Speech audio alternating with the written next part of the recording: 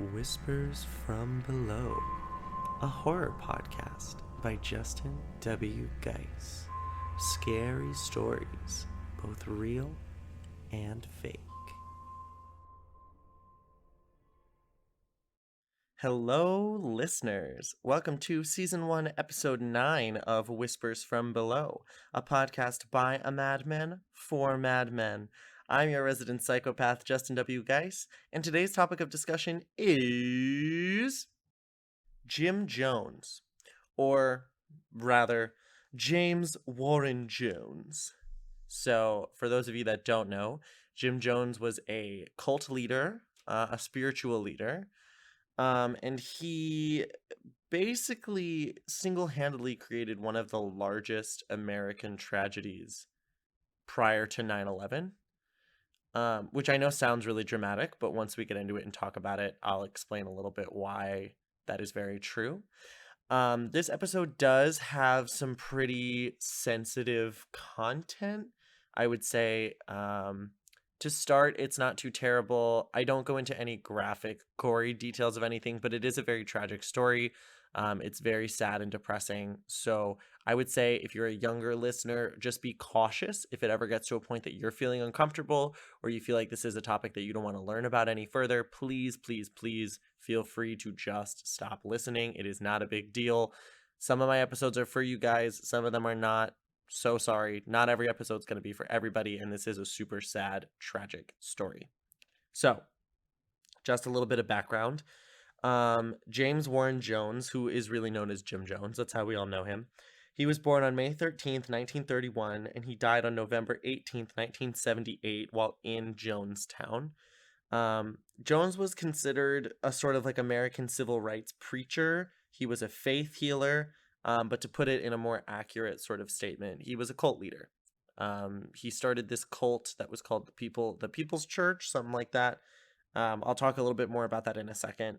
But he really did start a cult that was so harmful and so terrible to so many people. And everybody, this is something I might talk about in a later episode, is like the psychology behind, number one, cult leaders, and number two, how cults get started, the people that follow, how do you end up in that situation.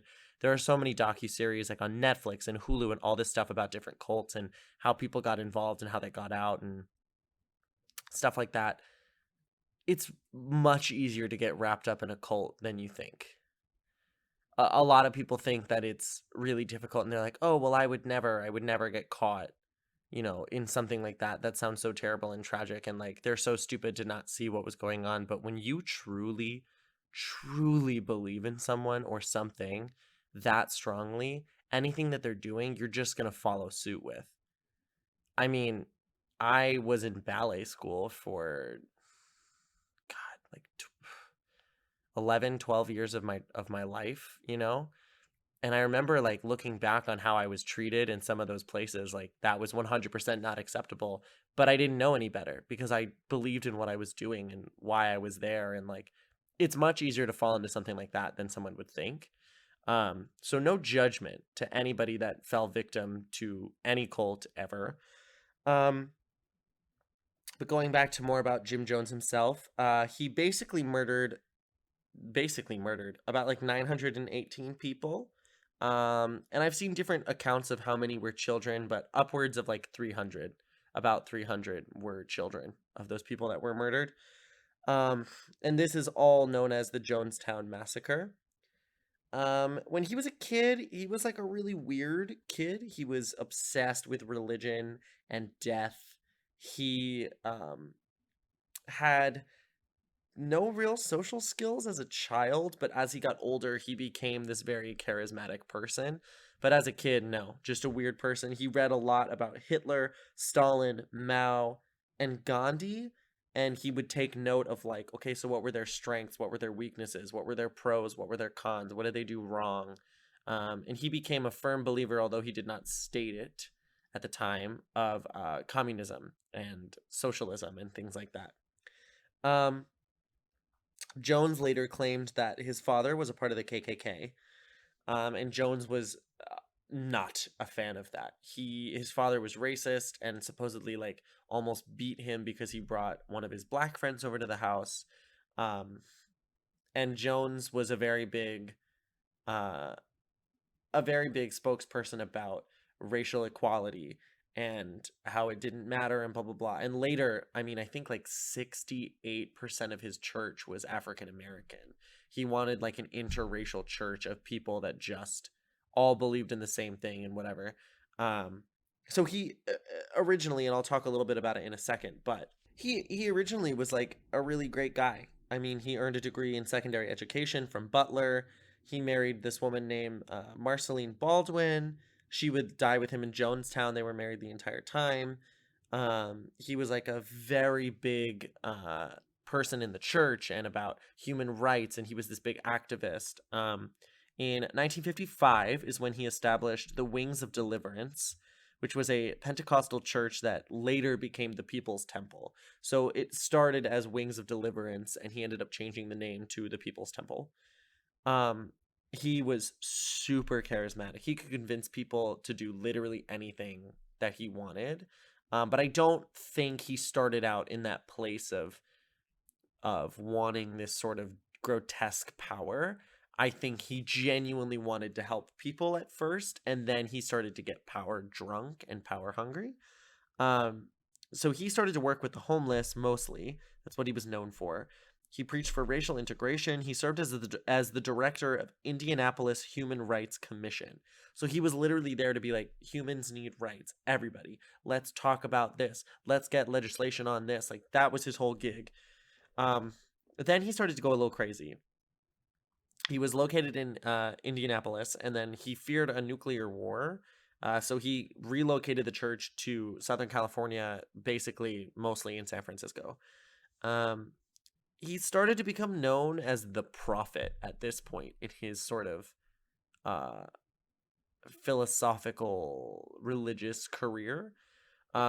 People started referring to him as the prophet, which goes to your head. I mean, truly, honestly, if anybody started to be called like the prophet, like that would go to your head. So he starts to get power hungry.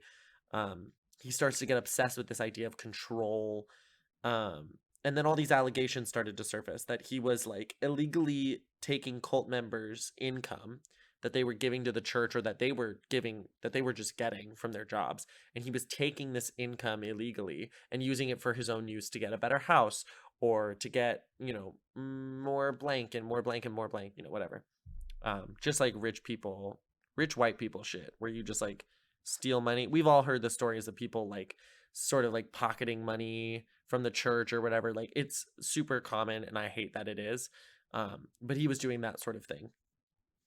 He ended up adopting like a bunch of mixed racial children, to sort of, I guess, like prove that he was like a good guy. He started to adopt he had a really big family of just adopted children. I think he had a couple biological children, but for the most part they were adopted and of different races and whatever. Um, he started to preach about socialism and how capitalist America was sinful.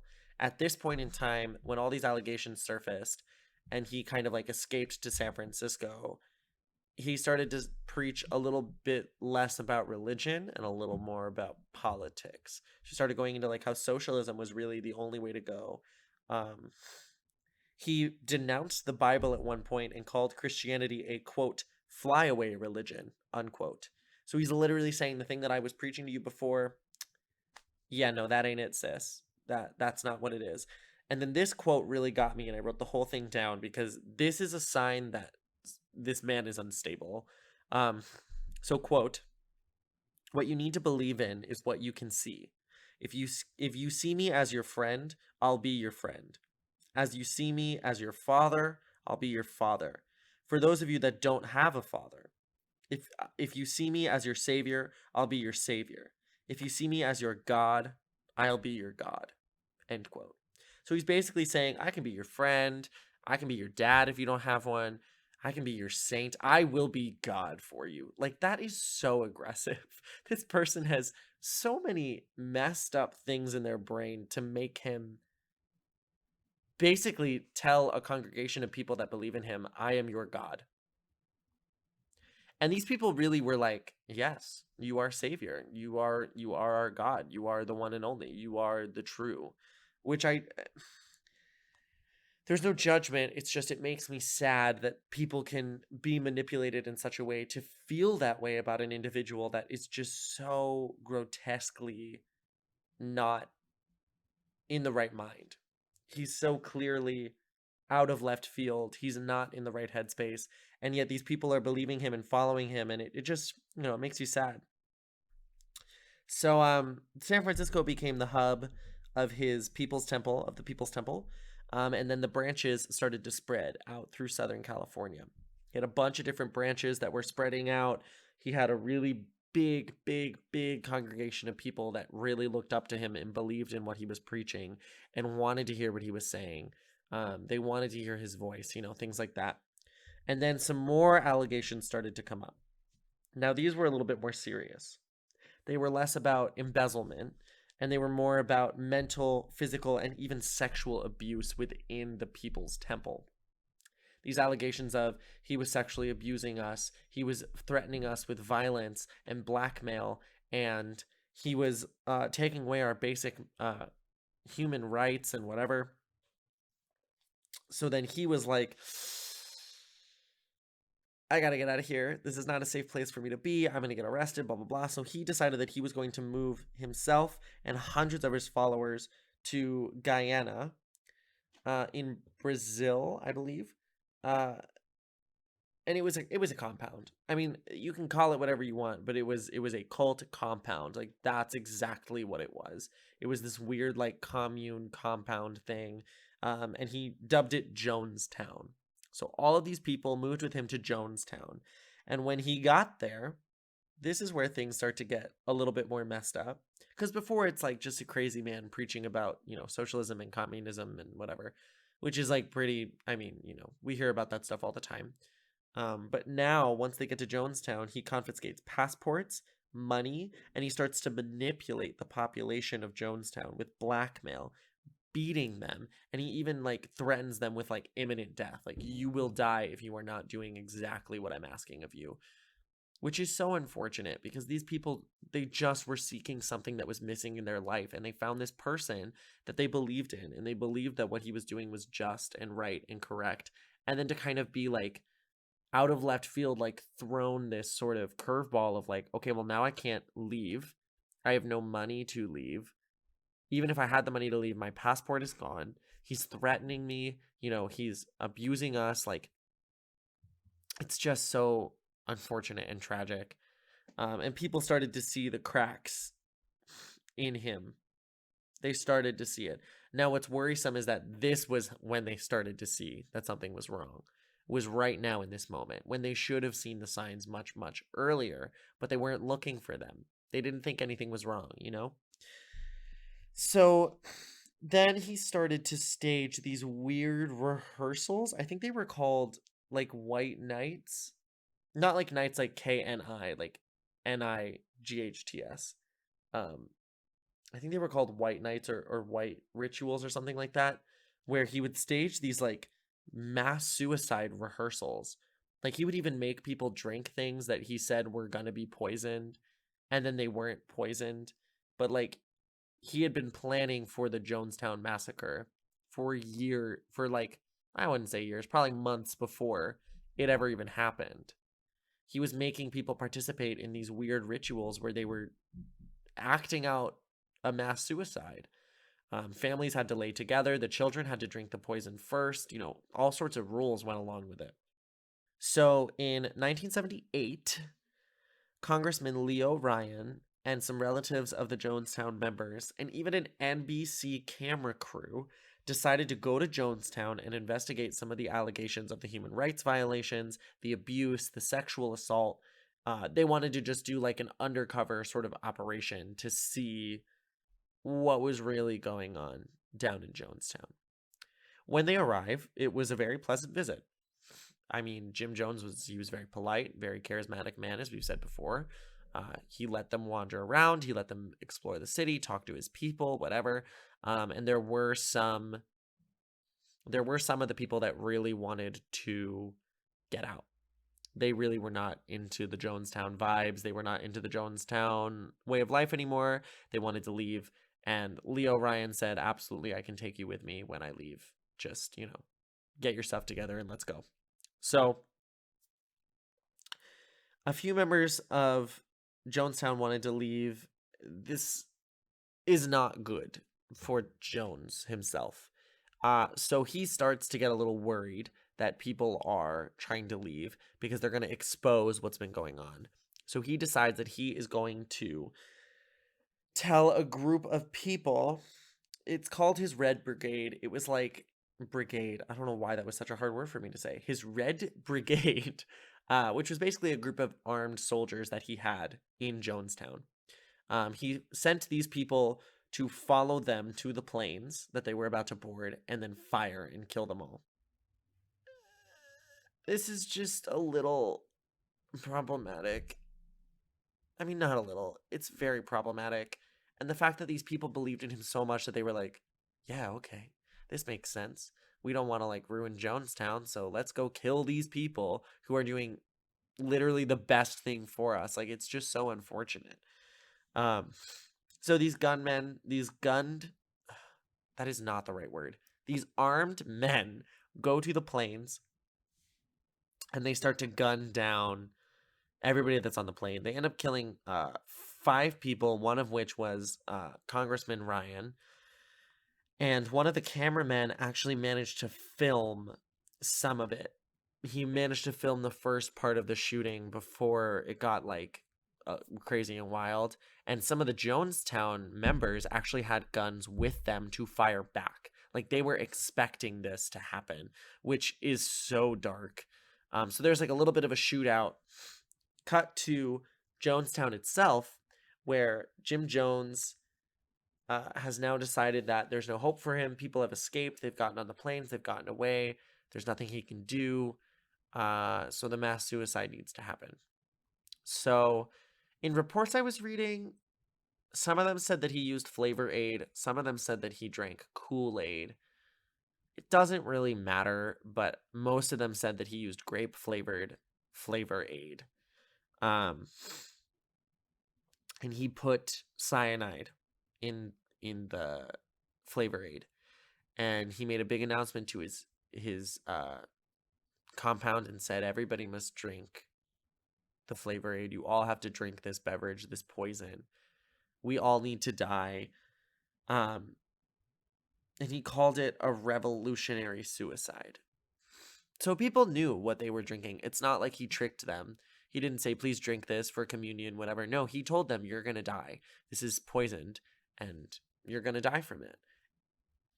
And people started to cry and scream, and they were so upset. They were like, we can't do this, whatever. And this is a quote that also just really, I was like, this is so, like, it really hits me. Like, I was crying when I was reading about this the other day. The quote is, quote, "Stop these hysterics. This is not the way for people who are socialists or communists to die. No way for us to die. We must die with some dignity," unquote. So his idea of this, like, dignity, this dignified way of dying was this suicide where you drink cyanide out of grape punch, basically. About 900 members died. Jones had a 45-minute recording of the entire thing, like an audio recording of the entire thing going down. It is so tragic to think that this man tricked so many people into doing this and then recorded it all, like, for himself. And he didn't even drink the Kool-Aid. He shot himself, which is also so backwards, because if you're convincing all these people that this is the honorable way to die and then you shoot yourself, like, why not just give everybody a gun? I don't understand. It really, like, hurts to think about that. There are pictures you can look up. I don't necessarily encourage it, but if you would like to see the end result of what happened in Jonestown, there are a lot of pictures that you can go see of, like, this is what it looked like with all the bodies and everybody dead, and just really tragic stuff, like, really terrible. Another fun fact that makes it even worse is that the children were given the drink first, and they were given the drink by their parents.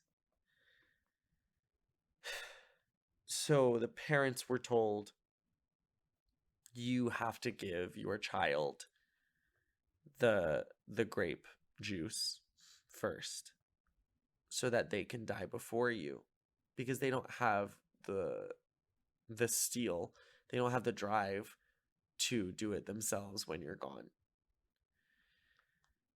So the families were told to lie down together, and the children were fed the juice first, and they all died. There were people that didn't drink it, that survived and watched all of their friends and loved ones pass. I think that is almost worse than realizing that you were in something bad and trying to escape and being in the shootout. I think it's worse to kind of last minute be like, I can't do this, and then watch everyone that you love, that you've gotten to know and care about, kind of die all at once. And this is known as the Jonestown Massacre, and like almost 1,000 people died. This was one of the biggest tragedies that happened with American citizens involved, fully American citizens involved. Granted, it didn't happen on American soil, so 9/11 was the first time that something of that scale had happened on American soil, but this was the first time that a huge group of people were completely murdered, mass suicide, in the modern age. And it was all at once, and it was very scary and horrifying, and by the time the police got there, everybody was basically already dead. Nobody was alive anymore. And then all of this stuff started to surface about Jones and what he really did in the commune. He had all these different affairs with women and men, but he fervently stated that he was not a homosexual. As we look back, he's definitely bisexual, for sure, but he's more attracted to women, whether that is a cultural thing or that is his genuine feeling on the matter is, up for debate. But he would have sex with men, women, but he very was like, I'm not a homosexual. I don't think homosexuals, are great people. They're going to go to hell, whatever. But I'm doing this so that we can have a spiritual bond. He worded it as like, having sex with me is creating a spiritual bond between you and your leader.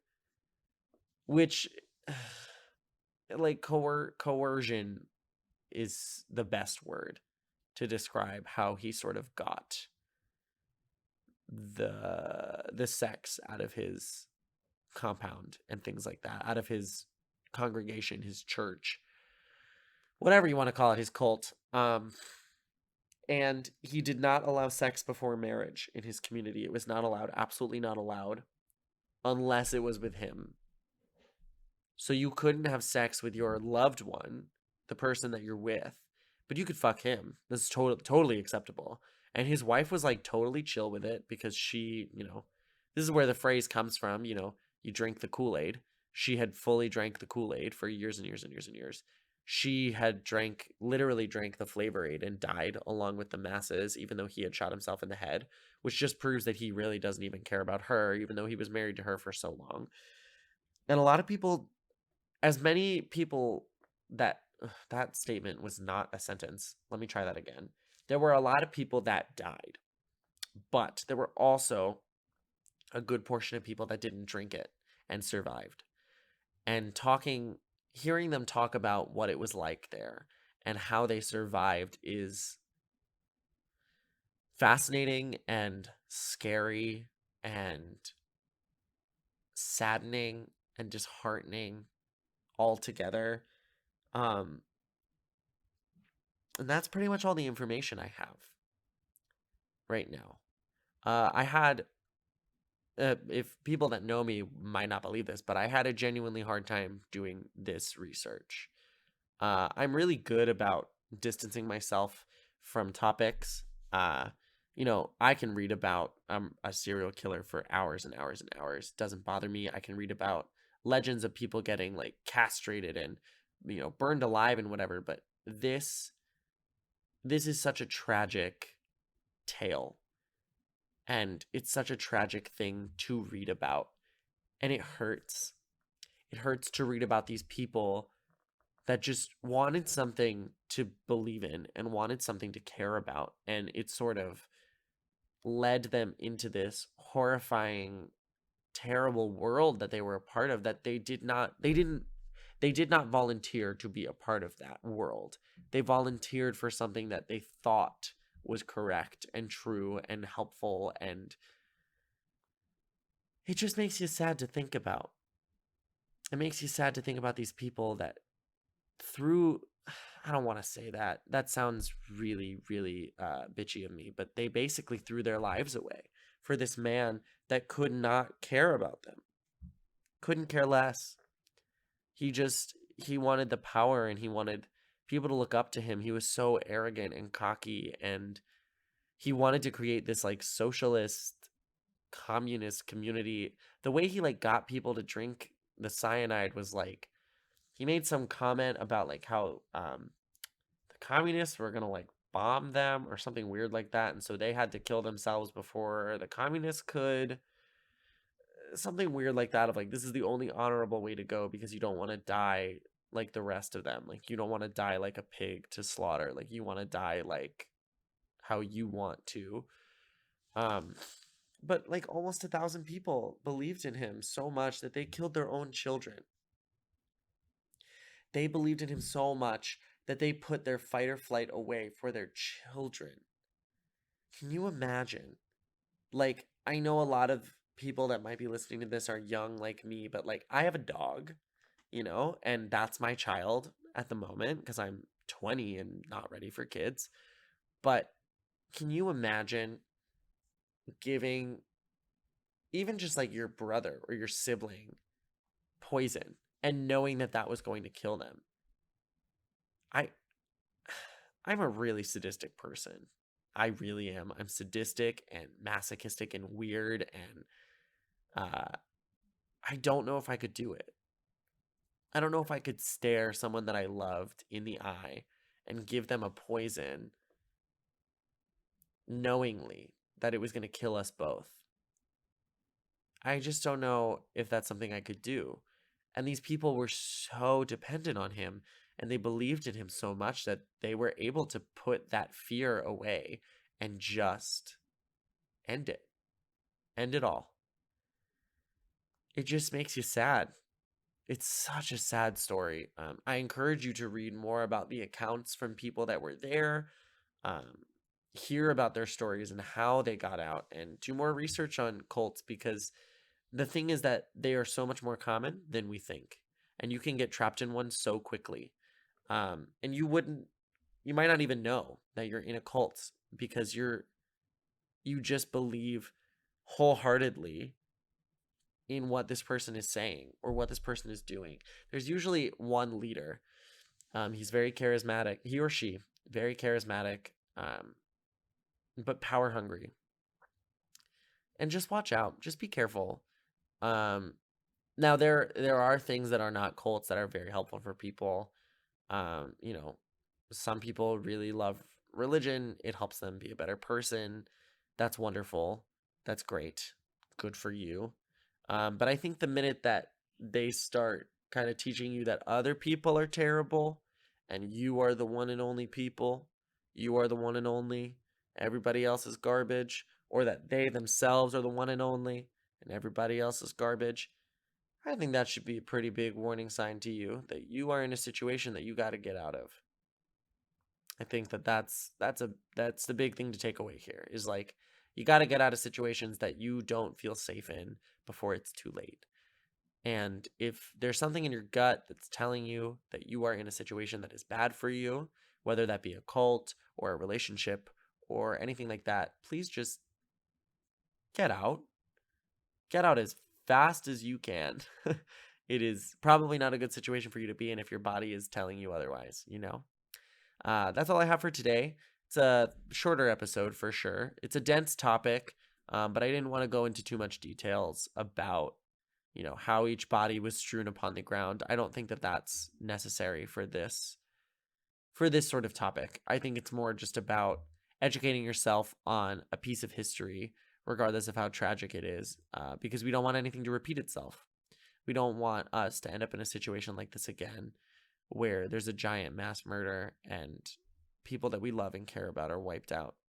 I just don't want it to happen again, you know?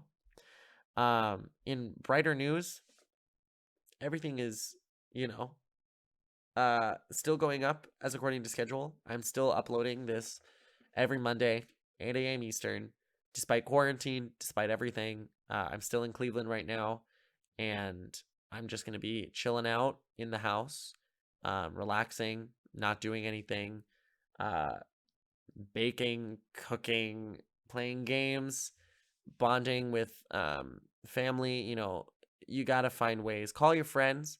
I just talked to my friend who I haven't spoken to in a couple years, and it was so nice.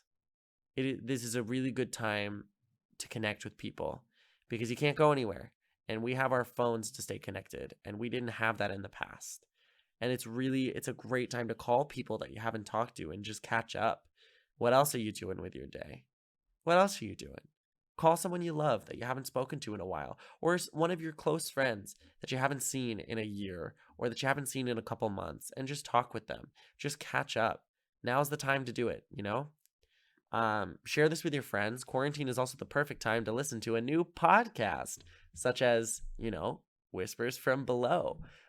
We are Whispers from Below as a Gmail.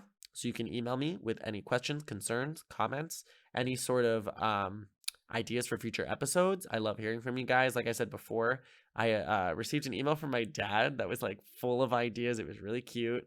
And it was really helpful. I love getting constructive things like that. So let me know what you guys think. Do you like the shorter episodes? Do you like the longer episodes? Do you enjoy true crime? Do you enjoy the fairy tales? Like, what are you guys into? Because if I can give you guys more of the content that you love, that's what I'm going to do. Obviously, there are going to be some episodes that are for me. I started this podcast, you know, mostly so that I could talk about stuff I love. But it's also for you guys, my listeners. This isn't just me talking into a microphone because I can. It's me talking into a microphone so that we can start a conversation. And I think now is a really good time for you to share this podcast with your friends and your family and anybody who you think would enjoy this. I think that podcasts are really on the up and up, and especially in a quarantine, it's really nice to just have another voice that you don't necessarily connect with yet on in the background. It's like meeting a new friend. Consider me a friend. So this goes up at 8 a.m. Eastern every Monday. I upload it to YouTube. It's also available on Spotify, iTunes, iHeartRadio, Stitcher. It's available in a lot of places. There's no excuse for you not to listen to it. And some things to take away is wash your hands, be safe, stay inside, and cults are really bad, and we got to be more careful. Just be real careful with people.